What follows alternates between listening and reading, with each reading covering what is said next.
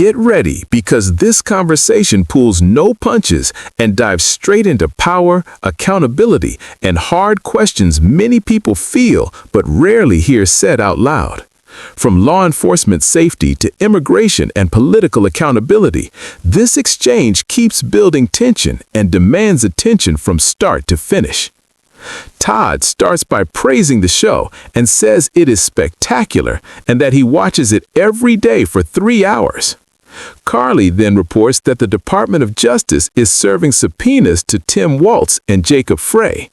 She explains that this is part of a federal investigation into whether these individuals interfered with law enforcement during ICE operations in the state. The message is clear that whether someone is a public official or a law enforcement officer, no one is above the law in this state or in this country. She says people will be held accountable. She adds that the state is a mess right now and that chaos has become constant.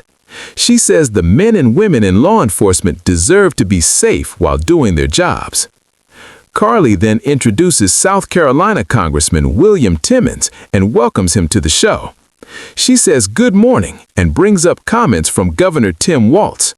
She explains that Walz has described the Justice Department investigation, which was sparked by calls for accountability in the death of Renee Good, as a partisan distraction. Carly asks directly whether the congressman believes this is just a partisan move or something more serious. Timmons responds clearly and says no, it is not a partisan distraction.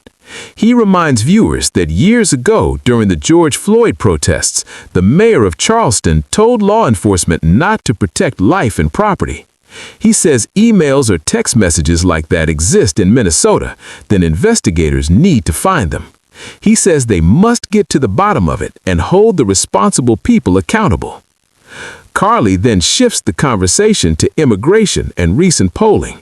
She says there's new polling showing that President Trump and his administration are underwater when it comes to ICE operations and immigration overall.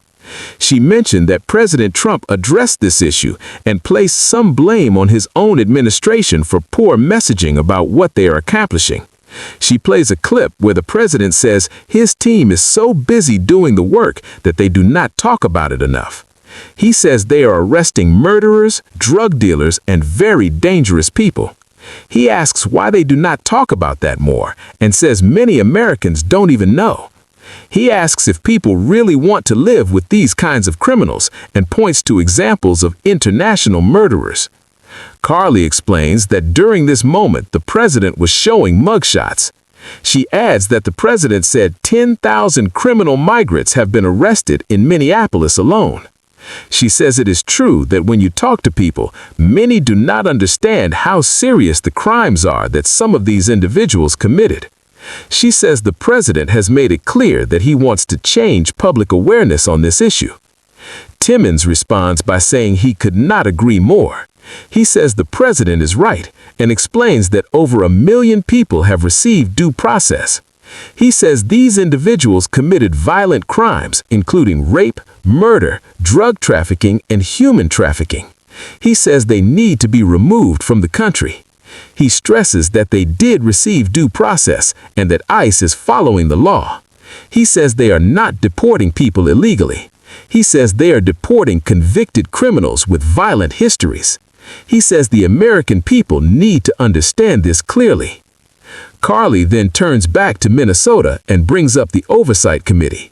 She says the committee has launched a probe into Congresswoman Ilhan Omar and her husband over their finances. She notes that their net worth has reportedly increased by $30 million.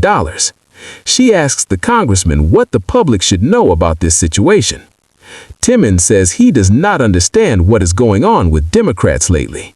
He mentions Nancy Pelosi and Ilhan Omar and says something does not add up.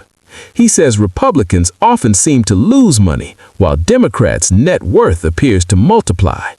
He says this issue should be reviewed by the Ethics Committee and handled through the proper process. Carly responds by saying that Ilhan Omar has denied any wrongdoing and that the situation will play out. Then she moves to another major development. She explains that the Oversight Committee is holding a markup of a resolution to hold the Clintons in contempt of Congress. She says this is for defying a subpoena related to the Jeffrey Epstein investigation. She asks where this is going and reminds viewers that being held in contempt of Congress can carry serious penalties. Timmons says this situation is unbelievable. He says during the Biden administration, Democrats held people like Peter Navarro and Steve Bannon in contempt and sent them to prison over what he calls partisan subpoenas. He contrasts that with the situation involving Bill and Hillary Clinton. He says this subpoena is bipartisan and unanimous. He says the fact that Democrats are now crying foul is shocking. He says there are serious questions that need answers. He brings up Bill Clinton's actions while in office and references his past behavior. He claims Clinton was on Jeffrey Epstein's plane many times. He says Epstein visited the White House repeatedly. He says Ghislaine Maxwell even attended the wedding of the Clintons' daughter. He says the victims want answers and the American people demand transparency. He says accountability must apply to everyone, no matter how powerful they are. Carly closes by noting that the Clintons have strengthened their legal team. She says this story is developing quickly and that it is shaping up to be a major political and legal battle.